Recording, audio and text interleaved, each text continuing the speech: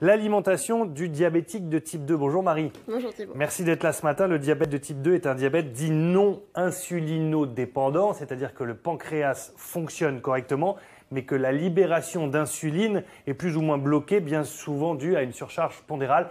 Globalement, voici la présentation. Ce diabète arrive souvent avec l'âge et c'est souvent lié aussi avec l'hérédité. Il y a un lien direct. Alors, il y a un lien avec l'âge, l'hérédité et surtout un petit peu le surplus au niveau pondéral, surtout au niveau du ventre, parce qu'il faut savoir que le pancréas se situe quelque part là. Donc, s'il y a un petit peu trop de gras au niveau de la ceinture abdominale, du coup, l'insuline, elle a du mal à être libérée. Donc, il faut savoir que s'il n'y a pas d'insuline, le sucre reste justement dans le corps. Les causes de ce diabète sont affichées à l'écran. Il y a l'hérédité, on vient d'en parler. Les antécédents familiaux, c'est un petit peu lié à ça aussi. L'âge, évidemment, le tabagisme, la consommation d'alcool et l'obésité. Tout ça, c'est le cocktail donc, pour avoir ce diabète de type 2. En gros, est-ce qu'il faut adapter une alimentation vraiment spécifique pour les personnes qui sont concernées par ce type de diabète? Alors, on va dire, avant l'alimentation du diabète, on disait le diabète, il n'a pas le droit de manger ci, il n'a pas le droit de manger ça, etc. C'est pas vrai. Déjà, l'objectif, c'est de voir est-ce que la personne a un problème de poids, est-ce qu'elle n'a pas un problème de poids, etc. Est-ce qu'il faut perdre du poids ou pas spécialement. Le tout, déjà, dans un premier temps, c'est équilibrer ce qu'on appelle les glycémies. Parce que si les glycémies ne sont pas, donc les glycémies, je rappelle que c'est un taux de sucre dans le sang, si les glycémies, elles ne sont pas régulières, du coup, on a ce qu'on appelle la moyenne des glycémies, l'hémoglobine glyquée, qui va augmenter.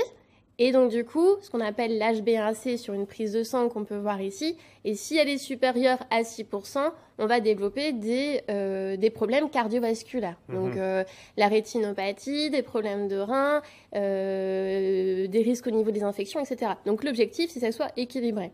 Donc, pour équilibrer...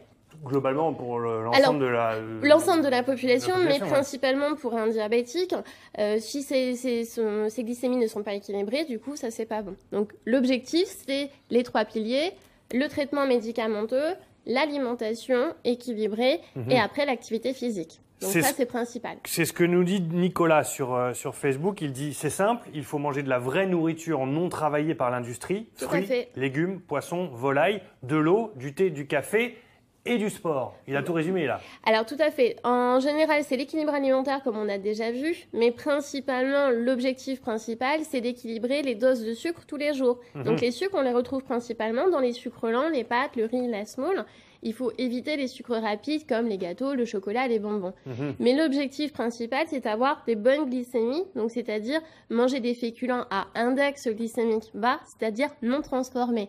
Exemple, des pâtes, du riz, de la semoule qu'on va faire à la maison et pas consommer trop de pain, pas consommer des produits type des céréales ou des biscottes ou des choses comme ça en fait. C'est ce que dit Nicolas qui réagit bien sur Facebook, il dit qu'il faut manger aussi des graines germées, c'est-à-dire la nourriture vivante en fait. Oui, c'est ça, ouais, tout à fait.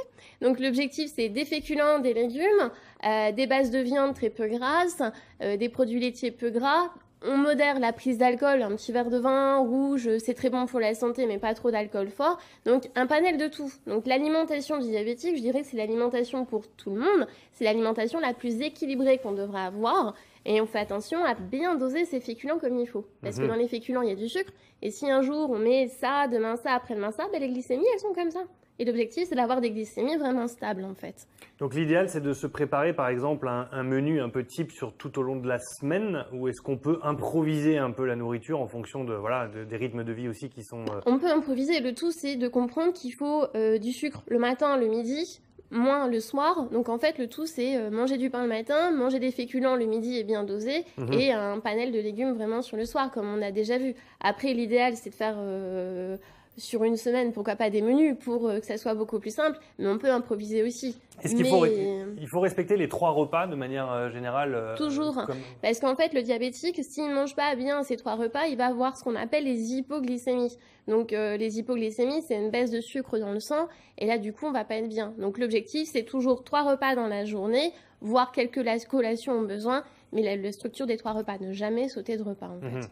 Est-ce qu'il y a des choses à totalement éviter lorsqu'on est concerné par ce type de diabète? Je dirais pas, non. On modère certaines choses comme les choses plus gras et plus sucrées. Le diabète de type 2 comme le diabète de type 1, on ne va pas interdire certaines choses comme par exemple des moments avant on disait pas le droit de carotte, pas le droit de betterave, pardon.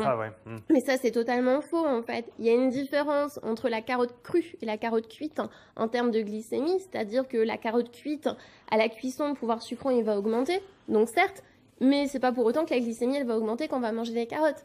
Le tout, c'est que quand on fait un écart sucré, on essaie de le faire juste après le repas pour qu'il soit mélangé au bol alimentaire, en fait, et que ça ne monte pas trop l'aspect des glycémies. Sinon, on peut manger de tout. En fait, le tout, c'est limiter la prise de gras et de sucre, mais ne pas interdire. Parce que l'interdit pousse à la frustration et la compensation. En fait. La seule chose qu'on pourrait, si on retient un peu tout ce que vous avez dit là, vraiment limiter peut-être un peu plus que d'habitude, c'est la consommation d'alcool. Oui, avec une raison, et d'augmenter le sport. À ce propos, Lucien, notre coach dans cette émission, dit « Félicitations Marie, le coach valide le sport ». Lucien, il est, il est à fond. Merci beaucoup Marie pour toutes ces précisions. En fait, si je comprends bien et si je résume, l'exemple de l'alimentation du diabète de type 2, c'est une alimentation parfaite, mais pour l'ensemble aussi de la population. C'est-à-dire que c'est la raison, quoi. C'est l'alimentation que tout le monde devrait avoir, comme la pyramide alimentaire qu'on a déjà vue. C'est l'alimentation de tout le monde, en fait. Et si on voit un petit peu là, on faisait voir une courbe en fait sur une des photos tout à l'heure. En fait, c'était une patiente que moi j'avais vue qui au départ avait été déséquilibrée. En même temps qu'on a perdu du poids et rééquilibré l'alimentation, on voyait que son hémoglobine glyquée elle diminuait en fait. Donc en fait, j'ai commencé à faire, je l'ai vue aux alentours de 2014.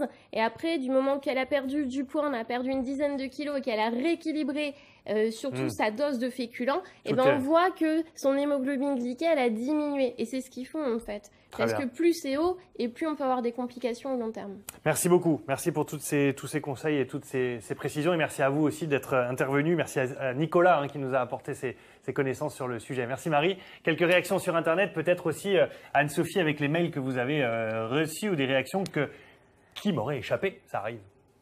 Ah, bah écoutez, ce sont des mails que nous avons reçus. Marie, j'ai une petite question de Gwen qui souhaite savoir s'il y a des fruits à éviter quand on fait du diabète de type 2.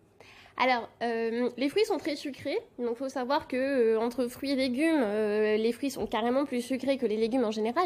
Il faut les manger, mais jamais en dehors des repas, parce que si on mange du sucre en dehors des repas, la glycémie va augmenter. Il y a des fruits qui sont plus sucrés que d'autres, comme par exemple les bananes, les cerises et le raisin. Alors, je dirais pas qu'il faut interdire, il faut juste diminuer les quantités. Une quantité de fruits, ça va être une pomme. Une quantité de fraises, ça va être un gros bol de fraises parce que c'est très peu sucré. Par contre, la banane, c'est une petite ou une demi-banane. Les cerises, c'est par 10. Et le raisin, c'est 10 grains de raisin. Donc, ça fait pas beaucoup. Donc, c'est pas interdit, mais il faut diminuer vraiment ces fruits-là pour éviter que la glycémie soit très élevée. C'est vrai que souvent, on entend que le sucre du fruit, le fructose, est à consommer de manière... Alors, c'est pas à volonté. Il est non raffiné, mais oui, il est non raffiné, mais il reste quand même sucré. Ça va quand même augmenter la glycémie. Et on peut aussi prendre du poids au long terme si on consomme beaucoup trop de fruits aussi, en fait. D'accord. Donc ça, on fait attention. D'accord. Anne-Sophie. J'avais une autre petite question qui venait de Sébastien, qui nous demandait si l'édulcorant peut être un bon substitut au sucre en cas de diabète. Alors, oui et non, c'est-à-dire que ça va pas avoir vraiment d'influence sur le taux de sucre, en fait, quand on va prendre de l'édulcorant, en préférant les édulcorants naturels comme la stevia, en général, et pas trop de synthèse. Mais en fait, en prenant des édulcorants, on a quand même le goût en bouche sur les papilles gustatives, donc ça donne quand même envie de vrai sucre. Donc, je dirais quand même, vaut mieux diminuer sa quantité de sucre plutôt que de rajouter trop d'édulcorants quand même. Donc ça, il faut faire quand même attention au long terme. Merci beaucoup. Merci Marie. Merci du conseil, Marie. Merci Anne-Sophie.